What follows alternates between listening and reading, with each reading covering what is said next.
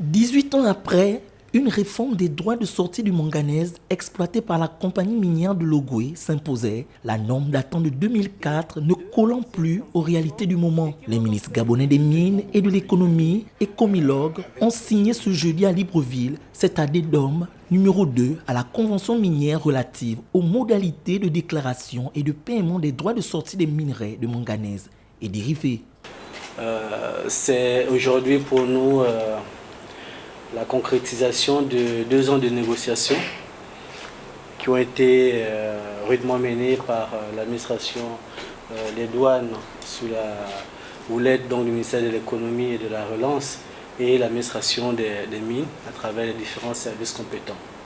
Pour nous, c'est une date historique de pouvoir parvenir aujourd'hui à signer cet accord, donc cet addendum qui va permettre de pouvoir actualiser donc, le mécanisme de perception des droits de sortie du minerai de manganèse. L'addendum signé entre les 3 parties implique par ailleurs la mise en place d'un comité technique qui va lui fixer la base de la mercuriale de manière dynamique tous les trimestres. Cette mercuriale dynamique permettra à l'État gabonais de rentrer en possession de ces textes le plus rapidement possible et en réduisant la compensation qui se fait l'année N+1.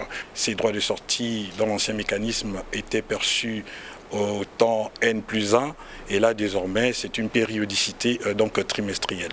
Ça permettra au niveau de la trésorerie de l'État d'avoir un meilleur souffle et une meilleure fluidité.